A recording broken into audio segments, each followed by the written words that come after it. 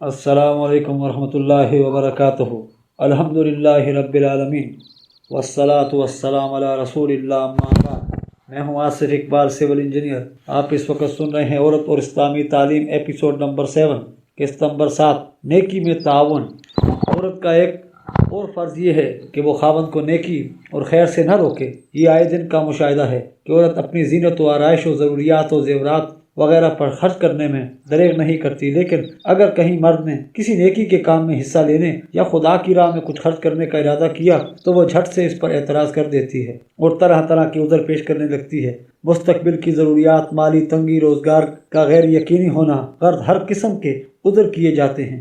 ये खावंद की खैरखाही और इससे दोस्ती नहीं बल्कि इससे दुश्मनी है। नेक बीवियाँ अगर खावंद की दीनवी मफाद की पूरी हिफाजत करती हैं तो वो इसके दीनी और मफाद और रूहानी तरक्की में भी ममदू व मुआवन साबित होती हैं। सूरह तगाबुन आयत नंबर 14। ए लोगो जो ईमान लाए हो, याद रखो कि बाज़ मामलात दीनिया में हायल होने की वजह से तुम्हारी बीवियां और तुम्हारी औलाद में से भी बाज़ तुम्हारे दुश्मन बन जाते हैं। बस इनसे बचते रहो और दीन को दुनिया पर कुर्बान न करो। हाँ, अगर तुम अपनी बीवियों और औलाद को इनकी गलतियों पर माफ़ करो और दरगुजर करो और बख्श दो तो अल्लाह ताला बख्शने वाला और रहम करने वाला है। जहाँ हज़रत मोहम्मद सल्लल्लाहु अलैहि वसल्लम ने फरमाया कि मैंने मर्दों के लिए औरतों से ज़्यादा नुकसान पहुँचाने वाली और कोई चीज़ अपने पीछे नहीं छोड़ी, मुत्तफ़िक़ुन अलैह हदीस है। तो वहाँ ये भी फरमाया यही रूहानी और इखलाकी नुकसान मुराद है, क्योंकि वो शोहर के साथ ताउन अलल खैर न करके इसके नेक इरादों में रोक बनकर इसे गलत या बुरा मशवरा देकर इसकी रूहानी तरक्की में हायल हो सकती हैं, जो यकीनन बहुत बड़ा नुकसान है। बस इस बारे में औरत पर बहुत बड़ी जिम्मेदारी आयद होती है।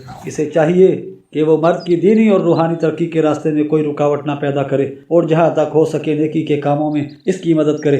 नंबर 4, तरबियत औलाद। बीवी पर तरबियत औलाद की जिम्मेदारी भी आयद होती है। मर्द अपनी गुनगू मसरूफियतों की वजह से औलाद की देखभाल में इतना वक्त सर्फ नहीं कर सकता जितना औरत कर सकती है। औलाद का दिन रात माँ के साथ रहना, पहले दिन से इससे ज़्यादा मानूस होना और ख़ुद औरत के दिल में भी मर्द से ज़्यादा मोहब्बत और ममता की मौजूदगी इस बात के सबूत में है कि अगर औरत चाहे तो इस सिलसिले में मर्द से बहुत ज़्यादा खिदमत कर सकती है। कुरान करीम के नज़दीक औलाद को बेइल्म रखना इसे कत्ल कर देने के मुतरादिफ है। फरमाया क़द खसिरल्लज़ीना क़तलू औलादहुम सफ़्फ़न बिग़ैर इल्मिन। सूरह अनाम आयत नंबर 140। यकीनन वो लोग सख्त नुकसान उठाते हैं जिन्होंने अपनी औलाद को अपनी बेवकूफ़ी से बेइल्म रख कर कत्ल कर दिया। औलाद की तरबियत के वही उसूल हैं जो यतामा से मुताल्लिक़ सूरह निसा में बयान हुए हैं कि इनकी जिस्मानी ज़रूरियात मुहैया करो और इन्हें अच्छी तरह तालीम और आदाब सिखाओ। इख्तलाफात का इलाज खानगी ज़िंदगी के नशेब व फराज मशहूर हैं। गाड़ी आहिस्ता आहिस्ता एक सीधी हमवार सड़क पर जा रही है कि रास्ता ख़राब आ गया, झट से एक पहिया किसी गड्ढे में गिर जाता है या किसी पत्थर से टकरा जाता है और गाड़ी आगे चलने से इनकार कर देती है। यही हाल मियाँ बीवी का है। यह आए दिन का तजुर्बा है कि एक जोड़े की अपनी ज़िंदगी निहायत सुकून और इत्मीनान से बसर हो रही है। अचानक घर में कोई ऐसी बात हो जाती है कि एक दूसरे से इत्तफाक करने से इनकार कर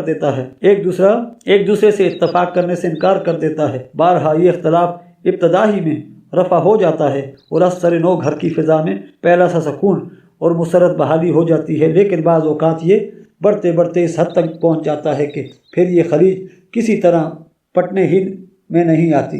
कुरान ने चूँकि बवजह बाज़ हालतों में मर्द को औरत पर फजीलत दी है, इसलिए लाज़मन पहलू से इसकी ज़िम्मेदारी औरत की बनिस्बत ज़्यादा है। जिस शख्स के हाथ में ताकत हो इसे इसके इस्तेमाल में बहुत ज़्यादा एहतियात बरतना चाहिए। कहीं ऐसा न हो कि वो इस ताकत के नशे में कोई नाइंसाफ़ी कर बैठे और दीन और दुनिया दोनों जगह नुकसान उठाए। दीन में इसलिए कि इसने अल्लाह की दी हुई ताकतों का नाजायज़ इस्तेमाल करके अपनी बीवी पर जुल्म किया, और दुनिया में इसलिए कि एक तो घर की राहत तो आसाइश खोई और दूसरे हमसायों और हम चश्मों में खफत हुई। यके नुकसान माया और दीगर शमातत हमसाया। इसीलिए नबी करीम सल्लल्लाहु अलैहि वसल्लम ने फरमाया है कि तुम में से बेहतरीन शख्स वो है जो अपने अहल के साथ बेहतरीन सलूक करता है। मुत्तफ़िक़ुन अलैह हदीस है। इस बाब में हुज़ूर की अपनी ज़िंदगी सबके लिए उसवा हसना है। आपकी इतनी बीवियाँ थीं मगर इसके बावजूद उन्होंने कभी कोई ऐसी बात नहीं होने दी जिस पर उन्हें सख्ती करने की ज़रूरत पेश आई हो। इख्तलाफ की 3 सूरतें हो सकती हैं। अव्वल कसूर बीवी का हो, दोम कसूर खावंद का हो, सोम कसूर दोनों का हो। قرآن میں تینوں صورتوں کے علیحدہ احکام ہیں۔ نمبر 1 بیوی کا قصور، سورہ نساء آیت نمبر 34۔ اور جن بیویوں سے تمہیں سرکشی کا اندیشہ ہو انہیں نصیحت کرو اور سمجھاؤ، پھر اس پر بھی وہ اپنی اصلاح نہ کریں تو خوابگاہوں میں ان سے علیحدگی کر لو، اور اس کا کوئی اثر نہ ہو تو انہیں جسمانی سزا دو۔ پھر اگر وہ تمہارا کہنا مان لیں تو ان پر الزام رکھنے کے لیے راہیں نہ ڈھونڈو۔ یہاں 3 مرحلے بتائے ہیں۔ پہلے مرحلے پر بیوی کو نرمی اور محبت سے سمجھانے کی ہدایت کی، کیونکہ اختلاف آراء کوئی انوکھی بات نہیں، یہ ازل سے موجود رہا ہے اور ابد تک رہے گا۔ اگر بیوی خاوند کی رائے سے متفق نہیں تو خاوند فوراً دل برداشتہ ہو کر قطع تعلق نہ کر لے، بلکہ اس کا فرض ہے کہ بیوی پر اپنا زاویہ نگاہ واضح کرے، خود بھی بیوی کے دلائل پر غور کرے۔ اگر وہ صحیح ہو تو بیوی سے اتفاق کر لے، ورنہ خواہ اسے قائل کرنے کی کوشش کرے۔ اگر مرد کی بات معقول ہے تو یقیناً ایک اطاعت شار بیوی اپنی غلطی کا اعتراف کر کے اس کی بات مان لے گی۔ اگر عورت اس تمام کوشش کے باوجود نافرمانی سے باز نہ آئے اور معاملہ اہم ہو جس میں اختلاف روا نہیں رکھا جا سکتا تو پھر اجازت دی ہے کہ اس سے قطع تعلق کر لو، اس سے بات چیت کرنا بند کر دو، محبت و موانست کا اظہار نہ کرو اور ایک خوابگاہ میں استراحت کرنے سے اجتناب کرو۔ مدعا یہ ہے کہ عورت خاوند کے عمل سے محسوس کرے کہ یہ مجھ سے ناراض ہے، اور جب تک میں اپنی اصلاح نہیں کر لیتی وہ مجھ سے کسی قسم کا تعلق رکھنے پر آمادہ نہیں۔ ایک باغیرت اور شریف بیوی کے لیے اتنی سزا ہی کافی ہوگی، اور بہت حد تک یہی اس کے رویے میں تبدیلی پیدا کر دے گی۔ نبی کریم صلی اللہ علیہ وسلم فرماتے ہیں کہ اس عورت پر فرشتے لعنت کرتے ہیں جس سے رات بھر اس کا شوہر ناراض رہے۔ صحیح بخاری۔ اگر ان تمام کوششوں کے باوجود بیوی میں کوئی تبدیلی پیدا نہ ہو تو سب سے آخر میں اسے جسمانی سزا دینے کی اجازت دی۔ ظاہر ہے کہ کوئی شوہر معمولی حالات میں اس حد تک نہیں جا سکتا کہ نوبت زد و کوب تک پہنچ جائے۔ اگر کوئی ایسی ہی اہم بات ہو تو اسے جسمانی سزا کا خیال کرنا چاہیے، یعنی جب معاملہ حد سے گزر رہا ہو اور اس کی اصلاح کسی اور طرح سے ممکن نہ ہو۔ چنانچہ اس کی ایک مثال نبی کریم صلی اللہ علیہ وسلم نے خطبہ حجۃ الوداع میں دی ہے۔ فرمایا واتقوا اللہ فی النساء فانہن عندکم اوان ولکم علیہن لا یؤتین فرشکم احدا تکرہونہ فإن فعلن فاضربوہن ضربا غیر مبروح۔ سیرہ ابن حشام۔ اے لوگوں عورتوں کے معاملے میں خدا سے ڈرو، وہ تمہارے پاس اسیروں کی مانند ہیں، اور تمہارا ان پر حق ہے کہ وہ کسی ایسے شخص کو تمہارے گھر میں قدم نہ رکھنے دیں جسے تم پسند نہیں کرتے۔ بس اگر وہ ایسا کریں تو انہیں سزا دو، مگر ایسی سزا جس سے ان کے اعضاء میں کسی طرح کا نقص نہ واقع ہو جائے۔ لیکن اگر عورت سزا دینے سے بھی نہ سدھرے تو بجائے اس کے کہ انسان آئے دن کی دانتا ککل سے گھر کو جہنم کا نمونہ بنا لے، یہی بہتر ہے کہ وہ بیوی کو طلاق دے دے۔ غور سے دیکھا جائے تو معلوم ہوگا کہ اس آیت میں دنیا کی عورتوں کو 3 طبقوں میں تقسیم کر دیا گیا ہے۔ ایک وہ ہیں جنہیں لطف و ملائمت سے سمجھا دینا ہی کافی ہے، وہ اسی پہ اپنی اصلاح کر لیں گی اور آئندہ خاوند کو کسی طرح کی شکایت کا موقع نہ دیں گی۔ دوسرا طبقہ وہ ہے جن پر زبانی پند و نصیحت کا چندہ اثر نہیں ہوتا اور ان سے زیادہ سختی کا سلوک کرنے کی ضرورت ہے۔ ان کے لیے قطع تعلق کا ہتھیار تجویز کیا۔ تیسری جماعت ان جہلاء کی ہے جن پر جسمانی سزا کے سوا کوئی اور بات اثر ہی نہیں کرتی۔ یہاں اجازت دی کہ بے شک انہیں مارو، لیکن ایسی سزا کی اجازت نہیں جس سے جسم کا کوئی عضو ناقص ہو جائے یا جسم کا نشان جسم پر رہ جائے۔ صحیح مسلم۔ حضور نے منہ پر مارنے سے منع فرمایا، متفق علیہ حدیث۔ آیات کے آخری ٹکڑے میں ایک اور نصیحت کی جس مرحلے پر بھی بیوی بات مان جائے وہیں بس کر دو اور مزید سختی نہ کرو، اور اس معاملے کی طرف اشارہ بھی نہ کرو، نہ یہ کوشش کرو کہ اسے قصوروار ثابت کرنے کے لیے بہانے تلاش کرو، یا اس کا نقطۂ نگاہ صحیح ہو تو تم اسے غلط ثابت کرنے کے لیے ہیلا سازی سے کام لو۔ ممکن ہے کہ تم اس میں کامیاب ہو جاؤ، لیکن یاد رکھو اللہ تعالیٰ سب کچھ دیکھتا اور جانتا ہے۔ اس کے غضب سے ڈرو۔ نمبر 2، شوہر کا قصور۔ دوسری صورت یہ ہے کہ عورت کو مرد کی طرف سے کسی قسم کی زیادتی یا بے رغبتی کا ڈر ہو۔ صرف ایک بیوی ہونے کی صورت میں اس کا امکان کم ہے، البتہ چونکہ اسلام میں تعداد ازواج کی اجازت ہے، اس لیے جب ایک سے زیادہ بیویاں ہوں تو زیادتی اور بے رغبتی کا زیادہ اندیشہ ہے، کیونکہ یہ ممکن ہے کہ خاوند تمام بیویوں کے درمیان عدل نہ کر سکے، اور یوں جن سے وہ بے توجہی کا برتاؤ کر رہا ہے وہ ادھر میں لٹکتی رہ جائیں۔ ایسے حالات کے لیے ارشاد فرمایا سورہ نساء آیت نمبر 128، اگر کسی عورت کو اپنے شوہر کی طرف سے سرکشی یا بے رغبتی کا اندیشہ ہو تو ان دونوں پر کوئی گناہ نہیں اگر وہ باہم مصالحت کر لیں، کیونکہ لڑائی جھگڑوں سے صلح بہتر ہے۔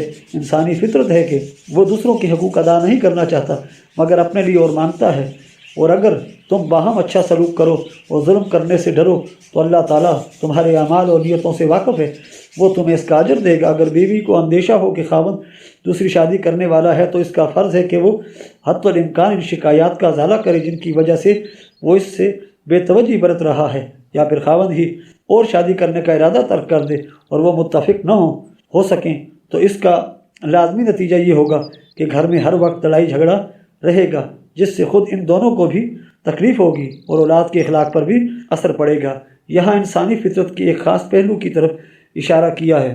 اس بخل کو کہتے ہیں شاہ اس بخل کو کہتے ہیں جس میں حرص اور طمع بھی شامل ہو، یعنی انسان دوسروں کے حقوق کی ادائی میں تو بخل کرتا ہے لیکن اپنے لیے اور حقوق طلب کرتا ہے۔ خاوند چاہتا ہے کہ میں بیوی کی ضروریات پر کم از کم خرچ کروں، لیکن وہ میری آزادی پر کسی عنوان متعارض نہ ہو۔ نہ صرف یہ کہ بیوی کو کم خرچ دوں بلکہ جو کچھ اس کے پاس ہے وہ بھی اس سے ہتھیا لوں۔ ایسا ہی بیوی کی خواہش ہوتی ہے کہ خاوند میری معمولی سے معمولی فرمائش کی تکمیل میں بھی دریغ نہ کرے اور خرچ کرنے سے مجھے نہ ٹوکے، لیکن اگر کہیں خاوند نے کچھ خرچ کرنا چاہا تو اس میں سو طرح سے مین میک کرنے لگے۔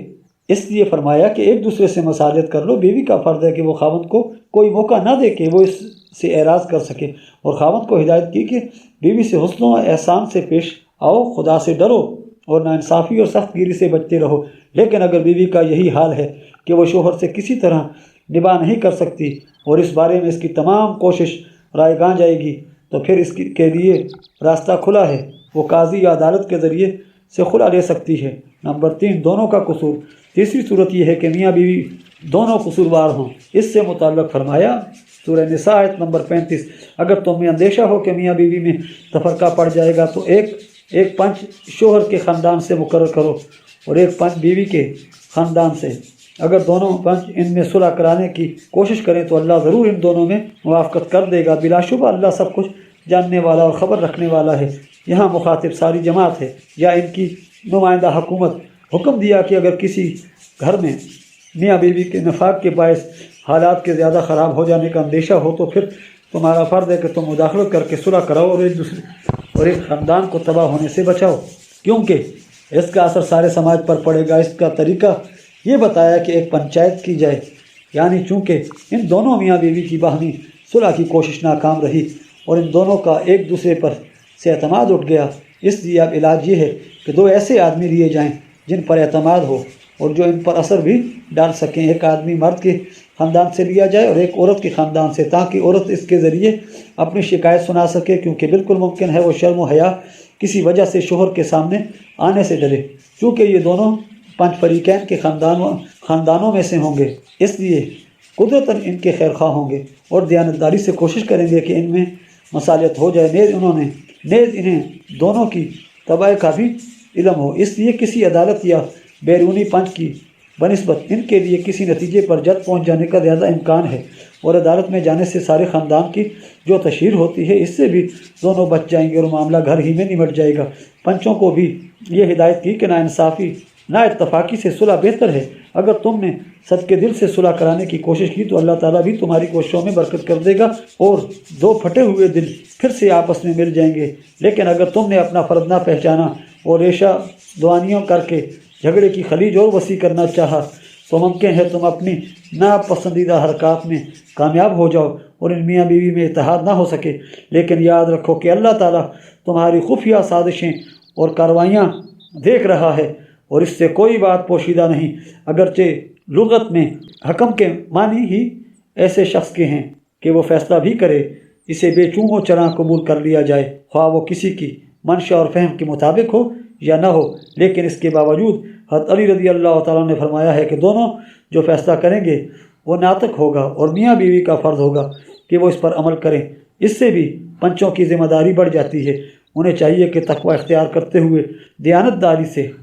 دونوں طرف کی شکایات سن کر ان کے ازالے کی صورت پیدا کریں اور انہیں آپس میں ملا دیں۔ لیکن اگر وہ دیکھیں کہ یہ بیل کسی طرح سے منڈے نہیں چڑھ سکتی اور اختلاف نہیں مٹ سکتا تو پھر طلاق کرا دیں تاکہ وہ دونوں آزاد ہو جائیں اور آئے دن کا جھگڑا ختم ہو جائے۔ ماں، اسلامی تعلیم کی ایک خصوصیت یہ بھی ہے کہ وہ کسی شخص کو کوئی حق نہیں دیتی جس کے ساتھ ہی وہ ایک ذمہ داری اس پر عائد نہ کر دیتی ہو۔ اسی طرح وہ کوئی ذمہ داری بھی عائد نہیں کرتی جس کے ساتھ کوئی حق عطا نہ کرتی ہو۔ اس نے والدین پر اولاد کی تربیت، پرورش اور تعلیم کا بار ڈالا تو اس کے ساتھ اولاد کو تلقین کی کہ والدین کی خدمت کر، اور اس طرح والدین کو ایک حق دے دیا۔ والدین کی خدمت کا حکم اور نصیحت تمام مذہبوں میں ہے، لیکن قرآن نے حسب معمول اس مسئلے پر بھی تفصیل سے بحث کی ہے اور اس کے تمام پہلوؤں پر روشنی ڈالی ہے۔ حکم دیا کہ والدین سے نیکی اور احسان سے پیش آؤ اور ان پر اپنے اموال خرچ کرو۔ سورہ بقرہ آیت نمبر 215۔ اور اے نبی صلی اللہ علیہ وسلم، تجھ سے پوچھتے ہیں کہ وہ کیسے خرچ کریں؟ ان سے کہو کہ تم اپنی اچھی کمائی میں سے اپنے ماں باپ اور قریبی عزیزوں اور یتیموں اور غریبوں اور مسافروں پر خرچ کرو، اور تم جو بھی نیکی کا کام کرو گے اللہ اسے جانتا ہے۔ گویا صرف ماں باپ کی ضروریات کی کفالت ہی کافی نہیں بلکہ ہر حال میں ان پر خرچ کرنے کا حکم دیا، لیکن ظاہر ہے کہ جب تک ان کی جسمانی حالت درست ہے اور وہ خود کام کاج کر سکتے ہیں اس وقت تک انہیں کسی دوسرے کی مدد کی کچھ ایسی ضرورت نہیں۔ خدمت کی خاص ضرورت اس وقت محسوس ہوتی ہے جب انسان کے اپنے قضا کمزور ہو جائیں اور وہ خود محنت کرنے کے قابل نہ رہیں۔ اس لیے اس حالت سے متعلق ارشاد فرمایا سورہ بنی اسرائیل آیت نمبر 25، اور تیرے رب نے یہ فیصلہ کر دیا ہے کہ اس کے سوائے کسی دوسرے کی عبادت نہ کر، اور والدین سے حسن و احسان سے پیش آ۔ اگر ان دونوں میں سے ایک یا دونوں تمہارے سامنے قبر ثنی کو پہنچیں تو ان سے کبھی اف تک نہ کہہ اور نہ ان سے کبھی سختی سے پیش آ، بلکہ دونوں سے نرمی اور ادب سے گفتگو کر، اور ان کے لیے اپنے دل میں جذبات رحم لیے ہوئے عاجزی اور فرما برداری سے چھپ جا اور دعا کر کہ اے میرے رب، جیسے انہوں نے میرے بچپن میں میری پرورش کی تھی اسی طرح اب ان دونوں پر رحم فرما۔ تمہارا رب خوب جانتا ہے جو تمہارے دلوں میں ہے۔ اگر تم نیک عمل کرنے والے ہو تو وہ بھی رجوع کرنے والوں کو بخشنے والا ہے۔ یہاں بیان کا آغاز خدائے واحد کی عبادت سے کیا ہے۔ چونکہ اللہ تعالیٰ کی ربوبیت اور رحمانیت لاسانی ہے اس لیے سب سے پہلے اس کا ذکر کیا، لیکن ذیلی طور پر یہ دونوں صفات ماں باپ میں بھی بدرجہ عتم پائی جاتی ہیں۔ بچپن میں بچے کی جو حالت ہوتی ہے وہ کسی سے مخفی نہیں، لیکن یہ ماں باپ اور ان میں سے بھی خاص طور پر ماں ہی ہوتی ہے جو کسی خدمت یا معاوضے کا خیال کیے بغیر بچے کی غور و پرداخت اور آرام و آسائش کا سارا بوجھ خوشی سے اٹھاتی ہے۔ خداوند تعالیٰ کی صفات ربوبیت اور رحمانیت کی مظہر بڑی حد تک وہی ہوتی ہے، اسی لیے رب حقیقی سے رب مجازی کی طرف گریز کیا۔ پھر ان میں بھی ان کی کبر سنی کا خاص ذکر فرمایا۔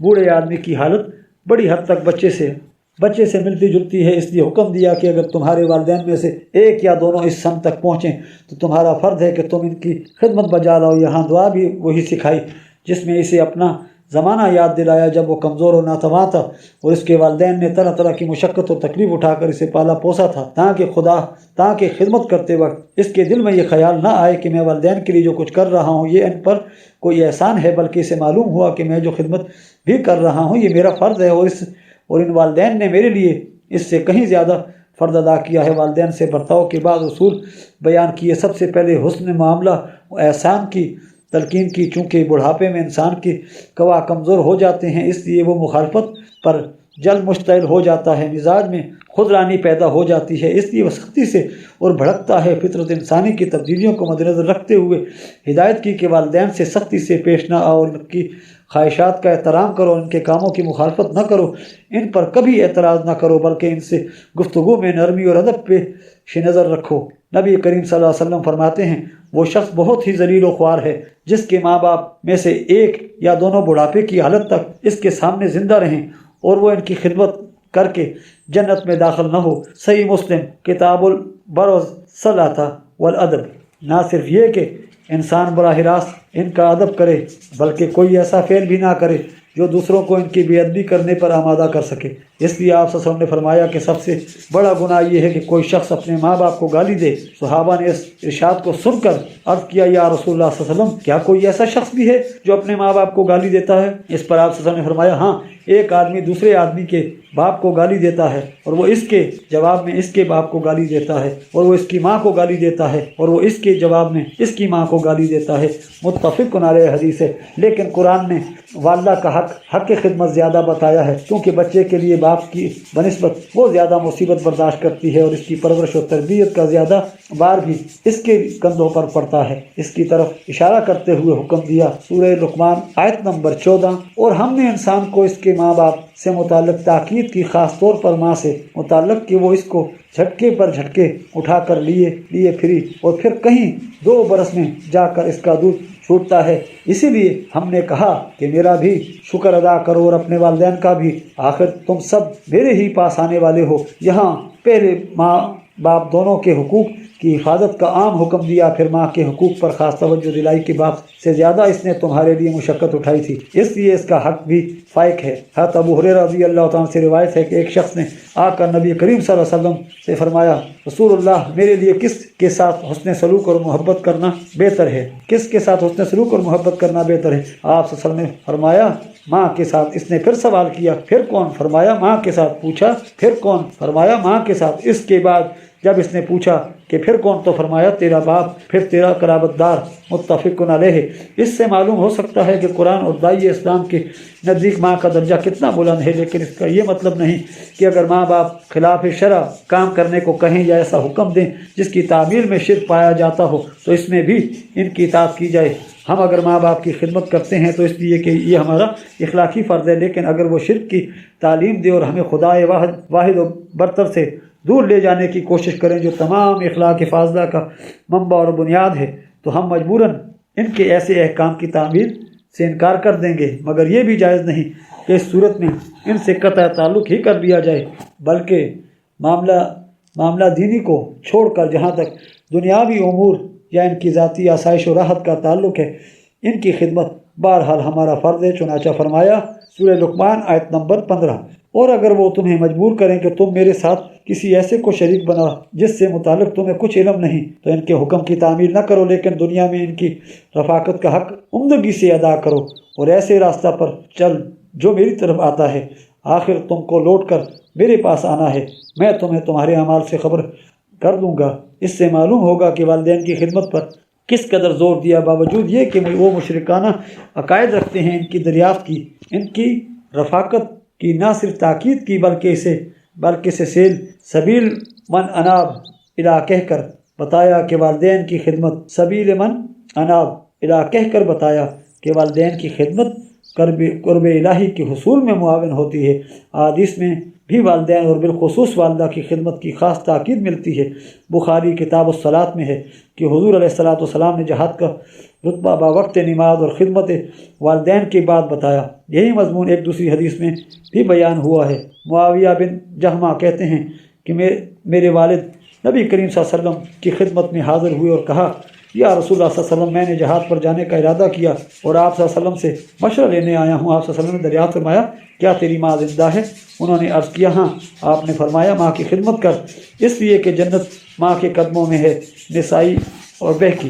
مراد یہ تھی کہ تو جہاد پر اس لیے جانا چاہتا ہے کہ رضائے الہی حاصل کرے اور تقرب خداوندی پا کر جنت کا حقدار بنے، تو جا، یہ سب چیزیں تمہیں جہاد میں شامل ہوئے بغیر بھی مل سکتی ہیں۔ جنت تیری ماں کے قدموں کے نیچے ہے، اس کی خدمت میں رہ اور اس کی رضامندی حاصل کر۔ اس میں مومن اور مشرک ہونے کی کوئی قید نہیں۔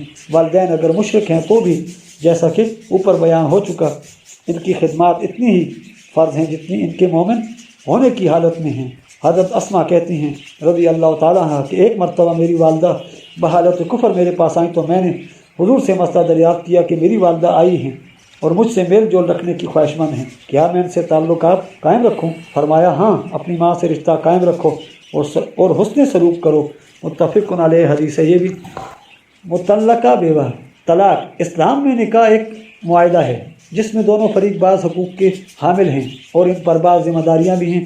متحلانہ زندگی میں آئے دن ایسے حالات پیش آتے رہتے ہیں جن سے گھر میں لڑائی جھگڑا हो जाता है। हम देख चुके हैं ऐसे हालात में इस्लाम ने सबसे पहले ये हुक्म दिया कि मियाँ बीवी को सुलह सफाई से रहना चाहिए। फरीकैन में से जिसका कसूर हो वो अपनी गलती का एतराफ़ कर ले और दूसरे का फ़र्ज़ ये है कि वो ज़्यादती ना करे। कसूरवार के इजहार नदामत के बाद सुलह करने में ले तो लाल से काम ना ले।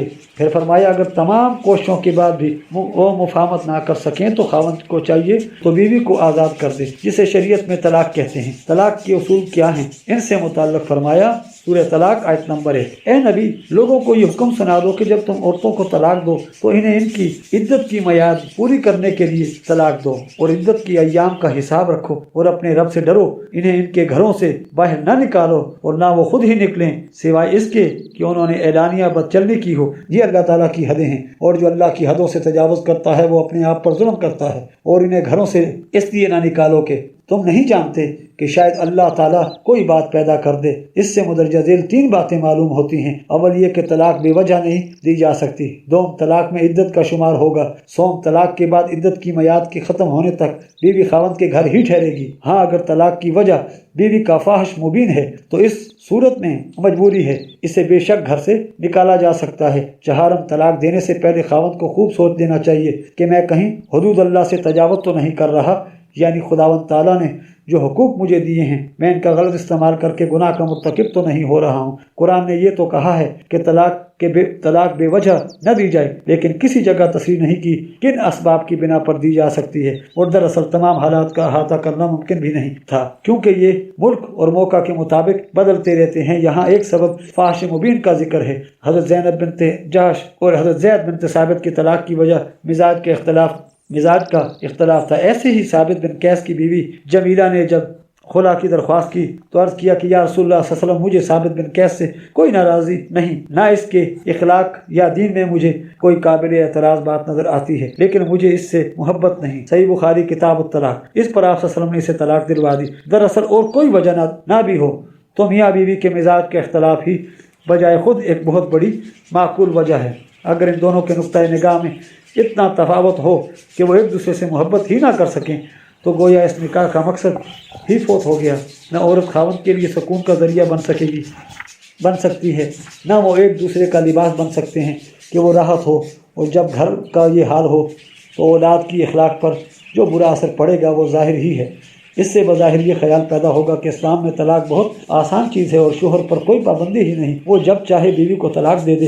ऐसा ख्याल करना गलती होगी, क्योंकि इस्लाम तलाक को पसंद नहीं करता। इसके नज़दीक ये आखिरी कदम है। नबी करीम सल्लल्लाहु अलैहि वसल्लम फरमाते हैं कि खुदा ने जितनी चीज़ें इंसानों के लिए हलाल की हैं इनमें से तलाक इसे सबसे ज़्यादा नापसंद है। अबी दाऊद एक और जगह फरमाया कि खुदा ने दुनिया में कोई ऐसी चीज़ पैदा नहीं की जो इसकी नज़र में तलाक से ज़्यादा नापसंद हो। दारुल कुतनी।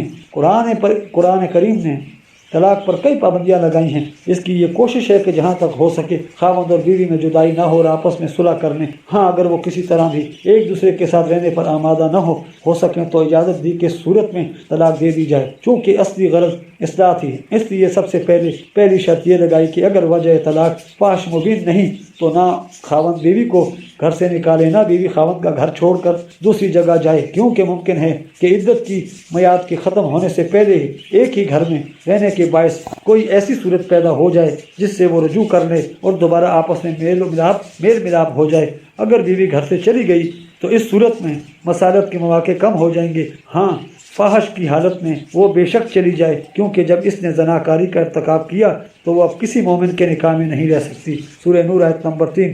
और इसलिए मसालत का सवाल ही पैदा नहीं हो सकता। इद्दत तलाक सूरह बकरा आयत नंबर 228। और जिन औरतों को इनके शोहरों ने तलाक दे दी हो उन्हें चाहिए कि वो माहवारी अय्याम के 3 महीनों तक अपने आप को निकाह आसानी से रोके रखें और इनके लिए जायज़ नहीं कि जो चीज़ अल्लाह ताला ने इनके शकम में पैदा की है इसे छुपाएं। यानी अगर वो तलाक के वक्त हमल से हो तो उनका फ़र्ज़ है कि इसे ज़ाहिर कर दें और इसे पोशीदा ना रखें। कुरा के मानी हैं हालत तहर से हालत हैज़ में दाखिल होना। इससे तलाक के तलाक के ज़माना की तयन होती है, यानी माहवारी अय्याम के दौरान में तलाक नहीं दी जा सकती, बल्कि सिर्फ इन दिनों में जब औरत पाक हो। मशहूर हदीस है, हज़रत अब्दुल्लाह बिन उमर रज़ी अल्लाह तआला अन्हु कहते हैं कि मैंने अपनी बीवी को अय्याम माहवारी के दौरान में तलाक दे दी। हज़रत उमर रज़ी अल्लाह तआला ने इसका जिक्र नबी करीम सल्लल्लाहु अलैहि वसल्लम से किया। आप सल्लल्लाहु अलैहि वसल्लम इस पर बहुत नाखुश हुए और फरमाया कि अब्दुल्ला अपनी बीवी को वापस ले आ। اور اسے چاہیے کہ وہ اسے اپنے پاس رکھے یہاں تک کہ وہ پاک ہو جائے۔ اس کے بعد طلاق دینا ضروری ہی ہو تو پاک ہونے کی حالت میں اسے طلاق دے اور اس عرصے میں اسے ہاتھ نہ لگائے، اور یہی ہے وہ عدت جس کا حکم خداوند تعالیٰ نے دیا ہے کہ اس نے ان کو طلاق دی جائے۔ اور دوسری روایت میں ہے کہ وہ رجوع کرے اور پھر اس کو طہر یا حمل کی حالت میں طلاق دے، متفق علیہ ہے۔ اس سے دو باتیں ثابت ہو گئیں، اول یہ کہ طلاق ایام ماہواری کے دوران میں نہیں دی جا سکتی، اور دوسرے یہ کہ جس طہر میں طلاق دی جائے اس میں خاوند بیوی سے مکالمت نہ کرے، اور اسی طرح 3 طہر گزر جائیں اور وہ ایک دوسرے کے نزدیک نہ گئے ہوں تو چوتھا طہر شروع ہونے پر عدت کی میعاد پوری ہو جائے گی اور اس کے ساتھ ہی طلاق نافذ ہو جائے گی۔ اگر عورت کو حیض آتا ہو تو اس کی عدت کا شمار آسان ہے، لیکن اگر عورت کو حیض آتا ہی نہ ہو تو اس صورت میں شمار عدت کا کیا دستور ہوگا؟ اس سے متعلق فرمایا سورہ طلاق آیت نمبر 4، اور وہ عورتیں جو کبر سنی کی وجہ سے حیض سے مایوس ہو چکی ہیں، جن سے متعلق نہیں کوئی شک ہو، جن سے متعلق تمہیں کوئی شک ہو، ان کے لیے عدت کی میعاد 3 مہینے ہے،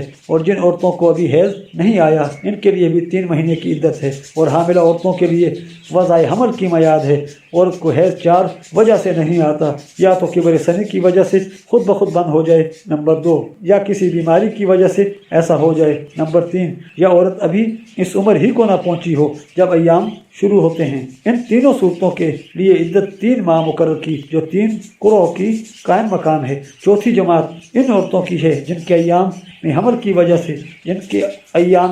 وجہ سے رکے ہوئے ہیں۔